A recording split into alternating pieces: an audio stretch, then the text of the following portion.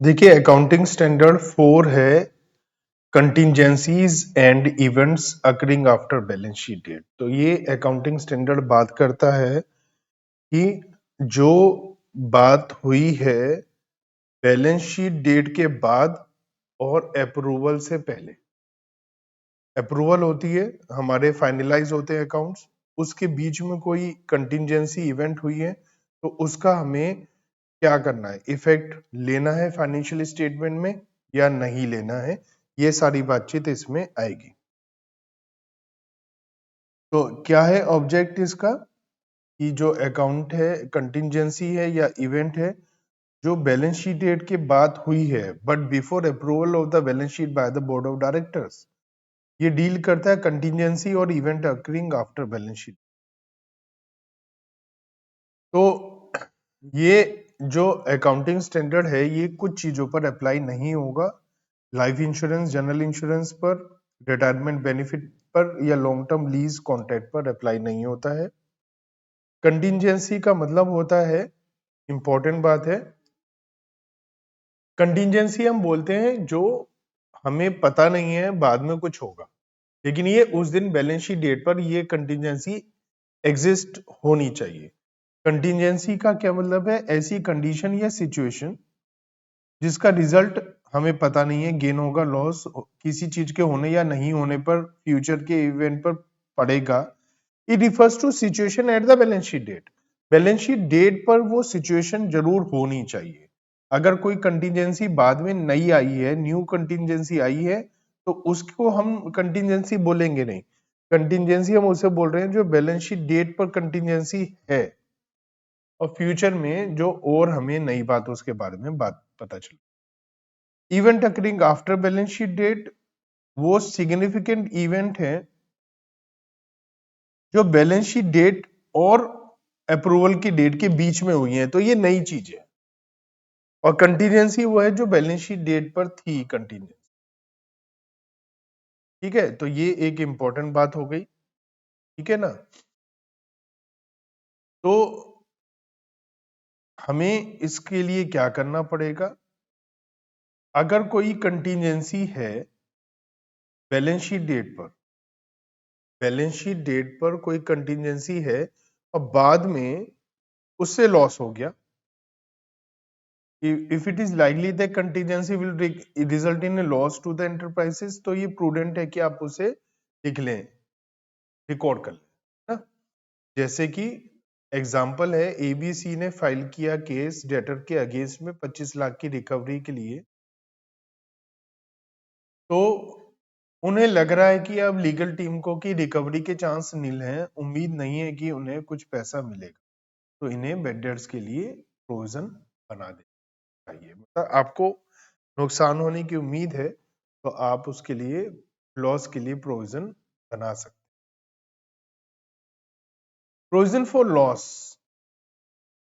हम कब तक के लिए बनाते हैं, जिस दिन अप्रूवल हो रही है ना, जिस दिन अप्रूवल हो रहा है, available up to the approval account by the competent, but the contingency must exist on the date of balance sheet.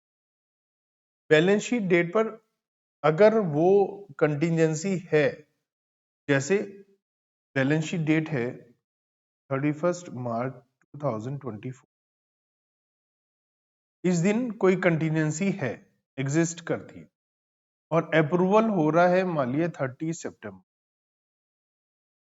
तो इन 6 महीनों में जो भी इंफॉर्मेशन है उसको हम इंकॉर्पोरेट कर लेंगे, प्रोवाइडेड उस दिन वो कंटीजेंसी होनी चाहिए, तो हम उसको कंसीडर कर लेंगे। If contingency does not exist, तो ना तो हमें कोई प्रोविजन बनाना है, ना कोई लॉस, ना कुछ करना, क्योंकि कंटीजेंसी की डेफिनेशन में ही वो नहीं आ।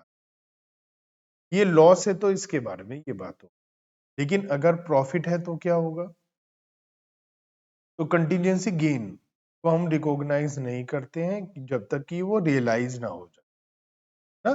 तो however where the realisation is virtually certain, तो then such gain is not a contingency, तो फिर तो हमें उसको लिख लेना चाहिए।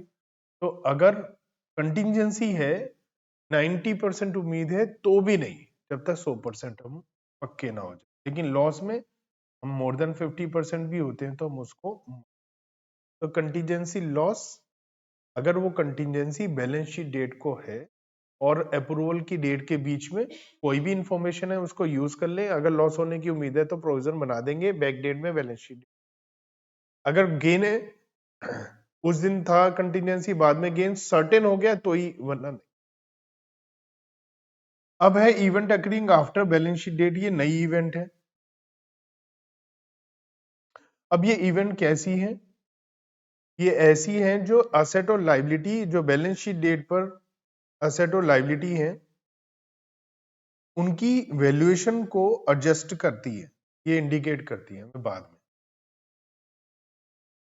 तो हम उसे एडजस्ट भी कर सकते हैं या उसका डिस्क्लोजर भी कर सकते।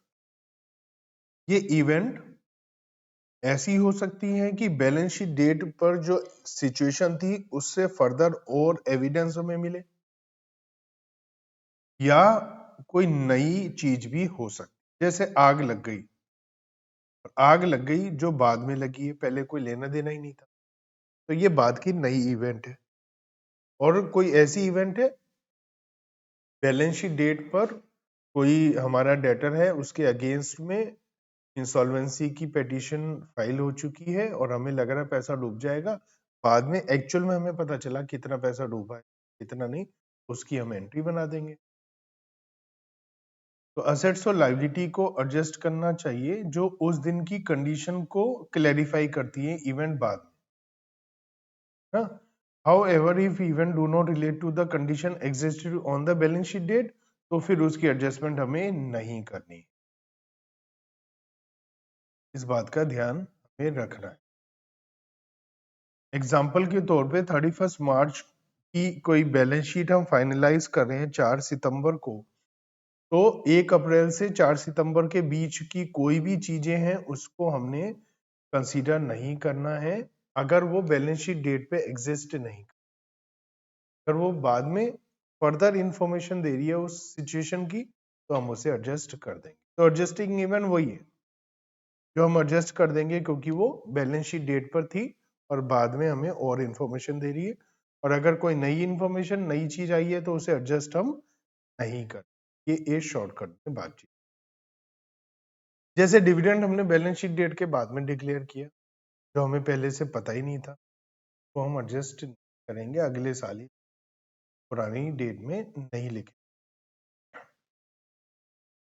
अगर इवेंट ऐसी है जो इंडिकेट कर रही है कि गोइंग कंसर्न अजम्पशन ही अप्रोप्रिएट नहीं, तो ये तो अपने आप में एक बड़ी बात है क्योंकि हम अकाउंटिंग गोइंग कंसर्न के हिसाब से कर, अगर हमें लग रहा है कि बिजनेस ऐसा हो रहा है जो बंद हो जाएगा और वैलिड नहीं है, फिर तो हमें फाइनेंशियल स्टेटमेंट को लिक्विडेशन के हिसाब से बनाना पड़ेगा, ताकि उसे नॉर्मल हम माने कि बात की डेट है, मान लिया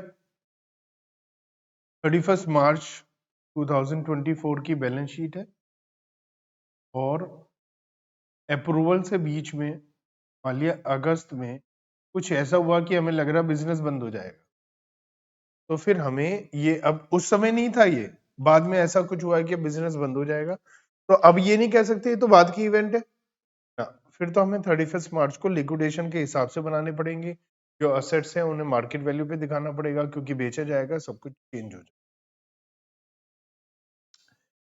इंसॉल्वेंसी ऑफ कस्टमर एक एडजस्टिंग इवेंट है, अगर हमें पहले से पता था 31 मार्च को कि उसके अगेंस्ट में कुछ इंसॉल्वेंसी प्रोसीडिंग ली जा रही है, तो हम को एडजस्ट कर देंगे बाद में जब एक्चुअल में हमें पता चलेगा कितना पैसा डूबा है, लेकिन उस समय कुछ पता नहीं था, बाद में कुछ ऐसा हुआ है कि पैसा एकदम से डूब गया, तो वो नॉन एडजस्टिंग इवेंट।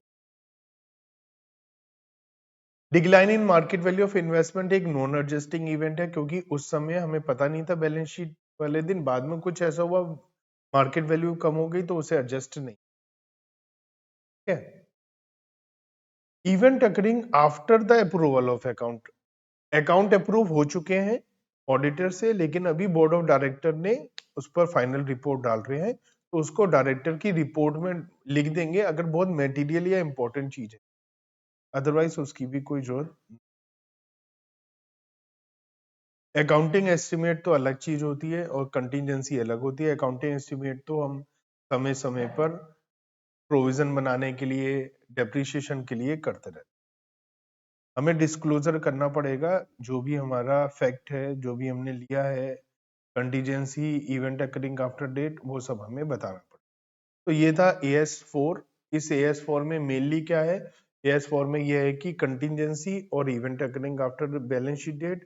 कंटीजेंसी वो होती है जो 31st ये बैलेंस शीट डेट पर एग्जिस्ट करता है सिचुएशन, लेकिन आउटकम नहीं पता है, जो फ्यूचर में पता चलेगा। तो अगर फ्यूचर में पता चलता लॉस होने की उम्मीद है तो आप एंट्री बना दीजिए लॉस की, और प्रॉफिट है तो मत करिए जब तक बिल्कुल सर्टेन ना हो जाए।